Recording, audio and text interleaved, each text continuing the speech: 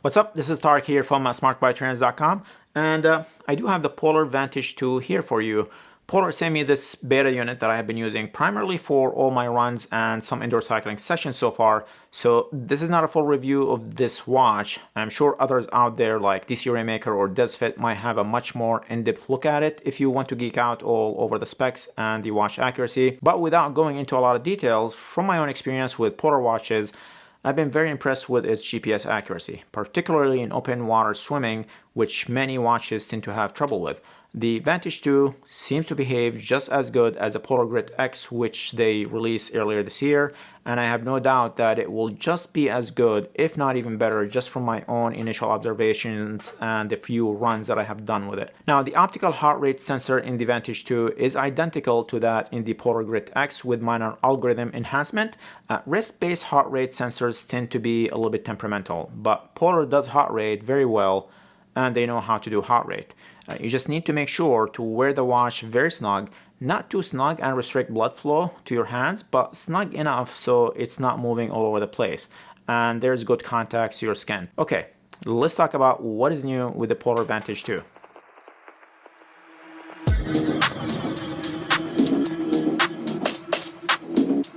The Vantage 2 only weighs 52 grams and has two-piece aluminum housing instead of one. The two-piece aluminum housing cuts down on weight, and two-piece constructions allow for better GPS performance. The two pieces of aluminum separated by a plastic is how cell phones are generally constructed, I have been told. But from a design perspective, the watch looks really good. The glass on top is Gorilla Glass, scratch and fingerprint resistance, textured bond on the side, and I just absolutely love this red bond. The charger is the same charger they use on other watches. It is USB and small. It has a very soft magnet kind of thing, and I'm always not sure if it made contact or if I need to flip it around the other way. It's just not the most satisfying click on there. But it works and it charges very quickly. The Vantage 2 offers 40 hours of continuous training time and even up to 100 hours of when in power saving mode. The Vantage 1 had 40 hours of battery with no power save option. The Vantage has a touchscreen and you can also navigate using the buttons. I am not a fan of a touchscreen on sports watches, by the way. A lot of times I just find myself on different screens just because I accidentally brush the screen against something. Also, it is very sensitive underwater and you might find it doing all kind of things when you are taking a shower, so just be aware of that. There is a lock feature to lock the screen and all the buttons in case you need it. And just out of curiosity, anyone out there like the touchscreen functionalities on sport watches? I'm really curious to know. Let me know down in the comments.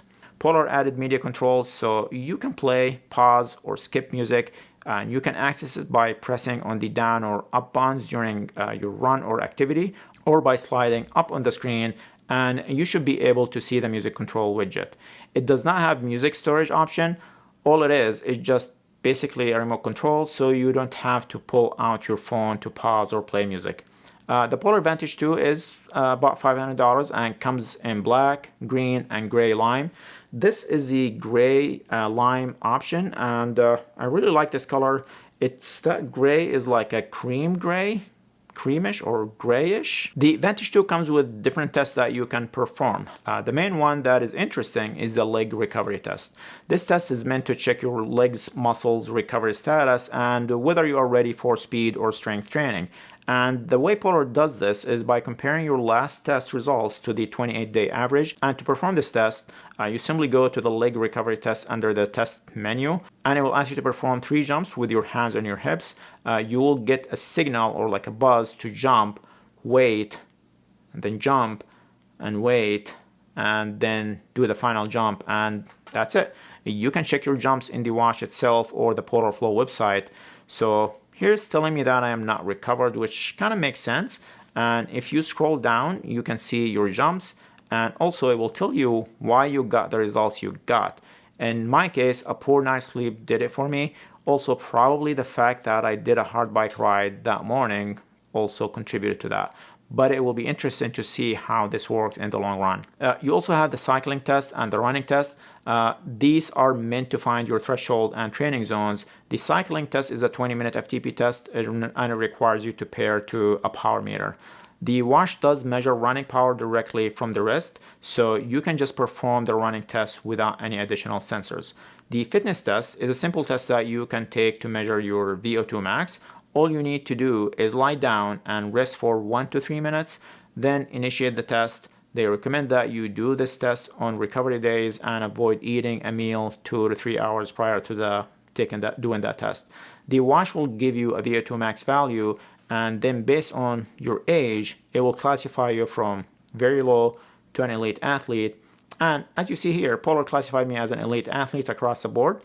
Thank you, Polar, and this is why I like this watch. It does come with the new watch faces, which you can select from the menu, interchangeable wristbands, better optical heart rate algorithm than the Vantage 1, and even Polar Grit X. It has fuel-wise and weather alerts. The Vantage 2 brings the current day's hourly forecast, tomorrow's forecast in 3-hour intervals, plus the day after tomorrow's forecast in 6-hour intervals.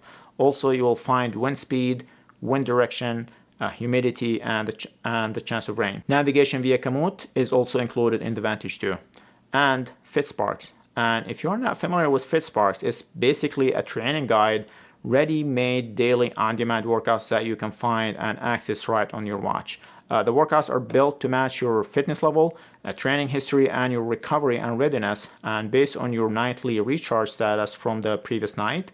The watch also tracks your sleep, and you can access all your sleep data directly from the watch app or website. The watch also tracks your sleep, and you can access all your sleep data directly from the watch app or website. Generally, I do not like sleeping with my watch on, but the Vantage 2 is so light, I find it much easier to sleep with. And speaking of the website, Polar gives you full and free access to Polar Flow ecosystem, which, by the way, is one of the best I have used, and it's pretty cool. You have tools for planning and following up on your training, activity, and sleep. This is now also includes the new test hub page, which you can find under reports. And here you will find all the tests that you have done using your watch, such as your fitness test and leg recovery test. The watch pairs to Polar Flow app, and there is so much you can do with the app itself to customize the watch, your activity levels, your training schedule, nightly recharge, sleep tracking, and so much more. You can customize your sports profile, and under each sport, you can customize the watch face, GPS recording rate, and select the data fields you want to see and the number of pages for the selected profile page. And you can set it up to get phone notifications like phone calls and text messages. Now, the syncing between the watch and the app is not constant. So after an activity, Polar says that the watch should automatically sync to the app, but that never happens to me. Usually 1 hour or 2 hours later, it syncs up, and sometimes I have to initiate the syncing manually. But if you want it to sync, you can initiate the syncing by pressing the left lower button and holding it for a few seconds, and it will initiate the syncing to your phone. So, who is this watch for? This is definitely made for serious athletes, triathletes, runners who are goal-oriented and want a really good GPS tracking device, good heart rate tracking, good battery life, and all the smartwatch functionalities that we are getting accustomed to. And personally, I think it is a good looking watch, and for $500 you get a GPS sports watch, a fitness tracking device, and a coach. Okay, there you have it. Let me know what you think, and if you have any question, go ahead and post it in the comment section. Thanks for watching, and see you guys in the next video.